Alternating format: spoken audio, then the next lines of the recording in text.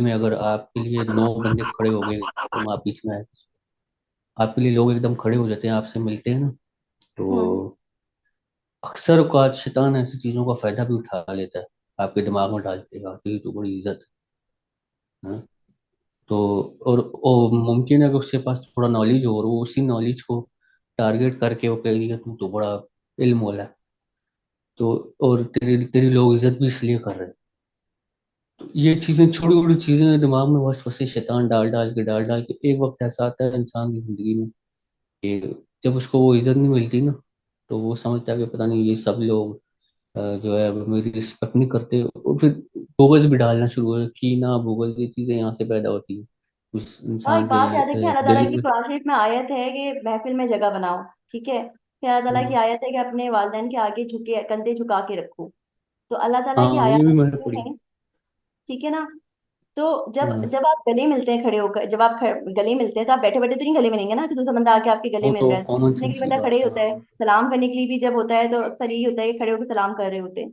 अल्लाह ताला कहता है तुमसे तुमसे कोई सलाम करे तो तुम उससे बेहतर अंदाज में सलाम करो। अगर बंदा अगर आपके सामने आके झुक कर अच्छे अंदाज में सलाम करे तो आप उसके सामने खड़े भी नहीं होंगे, वो बैठे रहेंगे और सलाम नहीं करेंगे। तो एक होता है ना, बंदा जोश दिखाता है, जोश में बंदा खड़ा हो जाता है, मोहब्बत में खड़ा होता है। तो इसी चीज को मैंने देखना है कि हम लोगों ने, मैं जाकिर नायक को सबसे ज्यादा फॉलो करती हूँ। ये देखना है कि जाकिर नायक वगैरह वो वैसे तो खड़े होने को, अपने लिए खड़े होने को नहीं कहते, यही मैंने कहा है कि अपने लिए करवाना छोड़ दें। हम लोग अपना उस पर स्टार्ट करें, उसके बाद ये देखें कि हमने इस कैंपेन को वैसे तो हम लेके चलेंगे।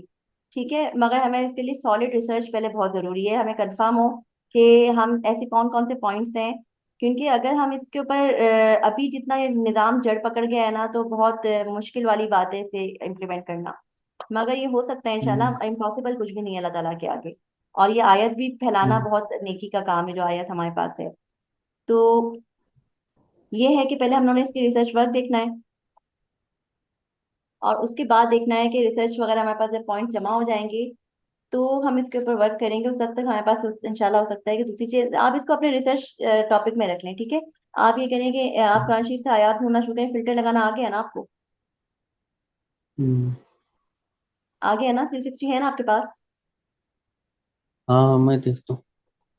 हाँ, तो आप उसमें से आयत निकालें। मैं आपको आयत के हिंट दे दिया करूंगी। एक आयत आप ढूंढें जिसमें अल्लाह ताला ने वालिदैन की इज्जत के लिए जो कहा है कि अपने अपने कंधे झुका के वो तो रखें। मैंने आयत पढ़ी हुई है, वो उसमें बहुत वो वहां अल्लाह पढ़ी हुई है, ताला ने वहां कहा उन्हें है आपने आजिज़ी के बुकमार्क साथ करना है। झुको। अब आपने ताजीम में खड़े होने का आपने कलेक्शन बनानी है। ठीक है, तरीका ये है। हम्म। आपको जब रिसर्च वर्क करते हैं तो ताजीम में खड़े होने के नाम से आप एक कलेक्शन बना लें, उर्दू में भी लिख सकते हैं। ठीक है, आप कलेक्शन के नाम बना सकते हैं। और आप उस आयत को खोलें, उसको बुकमार्क करें बाकायदा। अब आपने बुकमार्क करके लिस्ट बनानी है, भले आपने पढ़ी हुई हो। ढूंढें और सेव करें एक लिस्ट में, पॉजिटिव भी और ठीक। नेगेटिव भी। आपकी आपकी बात की दलील भी हो रही हो जो आप चाह रहे हैं, और उसका रद्द भी हो रहा हो। दोनों किस्म की आयत देखें, क्योंकि रद्द करने वाली बात ठीक। दूसरा बंदा पॉइंट उठाएगा, और आपने खुद भी अपने ऊपर गवाह होना है कि हमने एक बात रखी और दूसरी वाली आयत को इग्नोर करते रहे। ऐसा नहीं होना चाहिए। इससे ये भी पता चला है किसके सामने खड़ा होना सही है, किसके सामने खड़ा होना सही नहीं है, किस पोजिशन, किस क्या क्या सिनेरियोज हैं जिसमें खड़ा होना सही हो सकता है। महफिल में जगह देना भी खड़ा होने वाली बात हो जाती है ना, कि जब बंदा महफिल में जगह दे रहा है तो कभी इस अभी तरह होता तो है, हो देखो, जाते हैं बड़ों के लिए जगह दे देते हैं, छोड़ देते हैं जगह अपनी। तो वो ये थोड़ी होगा कि आपने इज्जत में खड़े हो गए तो आपने उसे इज्जत दे के गुनाह कर दिया। एक बंदा बूढ़ा बस में आता है, उसे बैठना है, आप उसे बिठा देते हैं।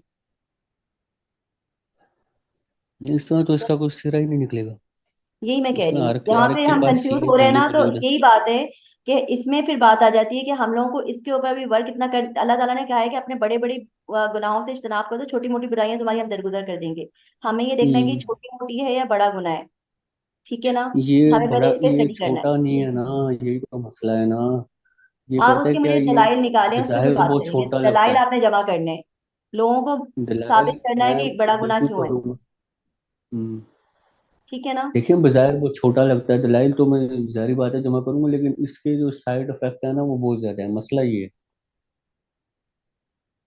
साइड इफेक्ट बहुत ज्यादा है, हमारी इसकी जड़ें बहुत मजबूत हैं। इसके लिए हम लोग को ऊपर हम्म। की पहुंच के लिए हमें ऊपर का बंदा बनना पड़ेगा खुद। पहले हम लोगों को स्टेप उठा, हम्म। पहले हम लोग को ब्रांडिंग करनी पड़ेगी अपनी। फंडिंग, ब्रांड ये तो हमारी, हमारे नाम से ही ब्रांडिंग से ही फंडिंग आएगी, ब्रांडिंग से ही लोग हमारी बात सुनेंगे, ब्रांडिंग से ही मीडिया कवरेज मिलेगी। समझ में आ रहा है? और बात, और ये भी हम तब कर सकते हैं जो हमारे पास 100% नॉलेज इस हवाले से हो, हम हम्म। इसको पूरे तरीके से बता सकें, तब बंदा जो है ना प्रोटेस्ट कर। अब ये जमा करनी है। जाकिर नाइक में अक्सर ये होता है कि इस तरह के जो कंट्रोवर्शियल टॉपिक्स होते हैं ना, जो साइड टॉपिक्स हैं, तो इनको मैं जाकिर नाइक की मैं रिसर्च ढूंढती हूँ, जाकिर नाइक क्या कहते हैं। जाकिर नाइक मुझे ये पता है कि करते क्या है, ये मुझे पता है। वो अपने लिए खड़ा नहीं हम्म। करवाते। जब लेक्चर्स वगैरह होते हैं तो वो लोग अल्लाह अकबर की तकबीर लगाते हैं, एंटर होते हैं तो वो अपने हम्म। स्टूडेंट्स है वो क्राउड को तो नहीं सिखाएंगे कि जब एंटर होते हो तुम अल्लाह अकबर कहना, लोग भाग जाएंगे यहाँ पे, तो क्योंकि बहुत सब नॉन मुस्लिम भी होते हैं, वहां ही नहीं होता। मैं जब उनके लेक्चर था तो उन्होंने या फिर लिस्ट निकालें, जाकिर नाइक को देखें, वो सबसे बेहतरीन बात करता है। और लोगों को भी देखें अगर आपको कोई समझ में आते हैं, जो ज्यादा फिरकों वाले लोग ना हो। तो मुफ्तियों के जो होते हैं ना फतवा नंबर होते हैं, फतवे इंटरनेट पर होते हैं, उनके साथ नंबरिंग डली होती है, फला फतवा नंबर है, उसे आप ट्रैक कर सकते हैं। फतवे बहुत इंपॉर्टेंट होते हैं, सोच समझ के मुफ्ती देते हैं। ये ना सोचा गया है कि किसी भी मुफ्ती ने कुछ भी मुंह से उठा के दे दिया, बहुत बड़ी बात होती है। कोई मुफ्ती अगर कुछ दे रहा है तो बहुत कम ही होता है जो गलत देता है और वो जहन्नुम पाता है, क्योंकि फतवा जो होता है ना वो होता है जैसे आपने अल्लाह ताला की तरफ से बात लगा दी। तो बहुत कम फतवे गलत होते हैं। तो आपने फतवों को आपने लेकर आना है, फतवों से रेफरेंस देने हैं, फतवे ढूंढने हैं इन टॉपिक्स पर। ठीक है। और जाकिर नाइक की भी आप लेसन वो ढूंढने हैं कि वहाँ कहाँ कहाँ उन्होंने ये बात की यूट्यूब पर, और आयात में कहाँ कहाँ किस किस के बारे में खड़ा होना सही है या किसके बारे में नहीं है, कहाँ कहाँ मिसाल दी गई है। तो अब जैसे हजरत सलेमान अलैहिस्सलाम के पास लोग अदब से खड़े होते थे, ना वो प्रॉफिट थे शायद इस तरह से, और वो बादशाह भी थे। फिर एक ये है कि आप अपने मुल्क जो मुल्क का जो सरबराह होता है उसकी अताअत करो, कुछ इस तरह का था, तो अताअत में भी तो खड़े होते हैं, और वो एहतराम को रखते हैं, खड़े हो, इस तरह का कुछ था। तो उसको ढूंढना पड़ेगा, वो आयत इस टाइप की एक है जिसको ये लोग यूज करते हैं, उसको भी ढूंढना पड़ेगा। क्या पता हम लोग ये गलत डायरेक्शन में हम लोग खड़े होने के ऊपर जोर दे वो कर रहे हो और इतना ना हो। हमें हमें ज्यादा गहराई में जाना पड़ेगा। आयात ही हमें कुरान से ही इसका जवाब मिलेगा कि ये कितना सही है कितना गलत है, दोनों किस्म की आयात ढूंढनी है। ठीक है, हम मिलके ढूंढते हैं, आप भी ढूंढे, मैं भी ढूंढूंगी, मैं भी नजर रखूंगी ऐसे आयात पर। हजरत सुलेमान अलैहिस्सलाम की जो वो थी बादशाहत, वो बड़ी सख्त बादशाहत थी उनकी। हुदूद एक मरतबा नहीं था तो उन्हें वादा किया तो हमसे सजा देंगे, शदीद सजा देंगे। वो कैसे हमारे सामने हाजिर नहीं हुआ आज? वो कोई खुदा तो नहीं थे हजरत सुलेमान अलैहिस्सलाम, एक बादशाह ही थे ना, मगर उनके सामने हाजिरी देना सबका फर्ज था। और फिर जब वो उनकी डेथ हुई तो वो आसा लेके अपना खड़े हुए थे, लाठी के सहारे टिकाए हुए बैठे हुए थे, और वहीं पे उनकी डेथ हो गई। और कुछ दिन तक लोगों को पता ही नहीं चला जिनों को कि वो मर गए, उनकी डेथ हो गई। अल्लाह ताला कहते हैं कि जिनों को इस बात की खबर देने के लिए इसके सिवा कुछ नहीं था कि वो जो असा असा में जो घुन लग गया। अब असा में घुन लगा, उस घुन को खाया असा को, और असा की लकड़ी टूट गई और उसकी वजह से उनका जिस्म गिरा, तो जाके जिन्नात को पता चला कि उनकी तो डेथ कब की हो चुकी है। इतनी बड़ी बात। वरना वो उनके ताबे होके खड़े हुए थे, अपने कामों में लगे हुए थे, या खड़े खड़े हुए ही होंगे झुककर, सर झुकाकर। तो वहां पे भी तो खड़े हुए थे वो, उन्होंने तो मना नहीं किया कि मेरे आगे ना झुको, सिर्फ अल्लाह के आगे झुको। तो बहुत सी गहराइयां हैं जो हम लोग सिर्फ लोगों की बातों में आके, मैं भी जोश में आकर स्टार्ट कर रही थी, मगर फिर यही होता है कि अल्लाह ताला आपको पता है दाऊद अलैहिस्सलाम और हज़रत सुलेमान अलैहिस्सलाम का वाकया, कि कि वो एक मरतबा अपने घर वहां पे थे, रात का टाइम था, बकरियां चराने का टाइम, यानी लोग निकले होते हैं, तो दो लोग दीवार फलांग के आ गए घर में। जी आ रही है। क्लियर आ रही है ना? तो हजरत सलमान इस्लाम वाला जो वाक्य था वो बहुत बहुत ज्यादा गहरा वाक्य है, जिसको समझना, जिसको हर जिंदगी के हर उसमें शोबे में, रिसर्च वर्क में, चीजों में अप्लाई करना बहुत जरूरी है दावा में। तो वो वाक्य जो था आपने अगर सुना हो, उसमें था कि दो भाई आए और उन्होंने ना शिकायत की। तो एक ने कहा कि ना कि ये मेरा भाई जो है, मेरे पास जो है ना एक बकरी है सिर्फ, और इसके पास 99 बकरियां हैं, और इसने मेरी एक बकरी भी हथियाना चाहता है ये। तो उस हम्म। बात सुनकर दाऊद अलैहिस्सलाम बोल पड़े कि ये तो बड़ा सख्त नाइंसाफी कर रहा है तुम्हारे साथ। यानी वो हमदर्दी में आकर उससे बोल पड़े, यहाँ अब गलती क्या हुई है? फिर अचानक उन्हें एहसास हुआ कि ये तो अल्लाह ताला की तरफ से मेरी आजमाइश थी, और वो अल्लाह ताला से माफी मांगी उन्होंने। माँ सलेमान इस्लाम को इसका अंदाजा हो गया, उनको उनको समझ हो गई कि सिचुएशन क्या है। अब यहाँ समझे क्या क्या मसला हुआ, बताएं आपको क्या समझ में आया सिनेरियो से? उन्हें क्यों अल्लाह ताला से माफी ये मांगी? उन्हें एहसास हुआ कि मैंने गलत ये मैंने सुना हूँ लेकिन मैं भूल गया हूँ। ये वाक्य क्या? क्या। ये मैं भूल गया हूँ, मैंने सुना हुआ है ये वाक्य काफी मगर पहले इस सुना सिचुएशन में था आपको क्या लेकिन। समझ में आ रहा है, क्या गलती की उन्होंने? एक भाई ने बताया कि दूसरे भाई के पास 99 बकरियां, इसके पास एक बकरी है, वो उसकी बकरी भी हथियाना चाहता है। एक के पास 99 बकरियां, एक के पास एक बकरी है, तो वो कह रहा हूँ मेरी एक भी हथियाना चाहता है। हम्म। तो उधर दाऊद अलैहिस्सलाम उस 99 वाले को कह रहे हैं कि ये ज्यादती कर वो रहा कहते हैं हाँ ये तो ज्यादती कर रहा है, तो मैं, ये तो बहुत बड़ी ज्यादती है, कर ये रहा है। एक ही है वो भी हथियाना चाहता है। हाँ, मुश्किल। इसमें पॉइंट ये है कि क्या बता वो बकरी, एक बकरी उसकी हो ही नहीं, वो उसी बंदे की हो, 99 वाली की। ठीक है तो ना। जाहिर बात है, अगर 99 उसकी है तो फिर वो भी उसी की है। हाँ, जाहिर सी बात नहीं है ये कि 99 है तो वो भी उसी की होगी, मगर ये है कि हो सकता है उसी की हो, मगर आपने दो तरफ की बात सुने बगैर फैसला कैसे कर लिया।